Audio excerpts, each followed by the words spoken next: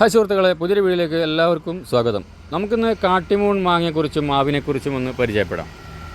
വളരെ പെട്ടെന്ന് കായ്ക്കുന്ന ഒരു മാവിനമാണ് കാട്ടിമൂൺ. നമുക്ക് പെട്ടെന്ന് മാങ്ങ കഴിക്കണം എന്നുള്ള ആഗ്രഹമുള്ളവരുണ്ടെങ്കിൽ ഒരു കാട്ടിമൂൺ മാവ് നിർബന്ധമായിട്ട് നട്ടുപിടിപ്പിക്കുക. ഒരു 1.5 വർഷം കൊണ്ട് തന്നെ ആ തയ്യിൽ, എത്ര ചെറിയ തൈയാണെങ്കിൽ അതിൽ 1.5 വർഷം കൊണ്ട് തന്നെ നമുക്ക് മാങ്ങ ഉണ്ടായി കിട്ടുന്നതാണ്. ഇതിപ്പോൾ കണ്ടില്ല, ചെറിയൊരു തൈയാണ്.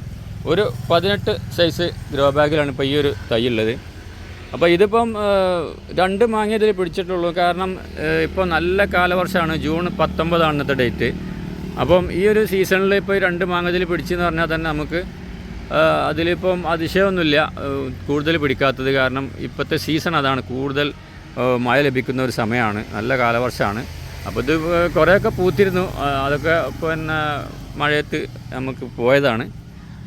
അപ്പോൾ നല്ല ടേസ്റ്റുള്ള ഒരു മാങ്ങയാണ് ഈ കാട്ടിമൂൺ മാങ്ങ എന്ന് പറഞ്ഞത്. നിർബന്ധമായിട്ട് നമുക്ക് നട്ടുപിടിപ്പിക്കാൻ പറ്റിയ ഒരു മാവാണ്.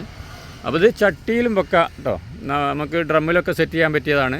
വർഷത്തിൽ 3 പ്രാവശ്യമൊക്കെ ഇത് പൂക്കുന്നുണ്ട്. അപ്പോൾ നമുക്ക് സീസണിൽ എന്തായാലും ഇഷ്ടം പോലെ മാങ്ങ ഇതിലുണ്ടാവും.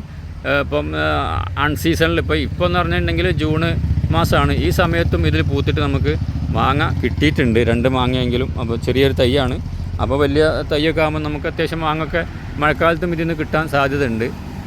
ഇതിലിപ്പോൾ ചെറിയൊരു മാങ്ങയാണ്. ഇതിനിപ്പോൾ ഈ മാങ്ങയ്ക്ക് നമുക്കിതിന് ഇവിടെ ഒരു ചെറിയൊരു വെട്ട് കാണുന്നുണ്ട്. ഇതാണ് ഈ മാങ്ങൻ്റെ ഒരു ചെറിയ മാങ്ങൻ്റെ ഒരു സൈസ് കണ്ട.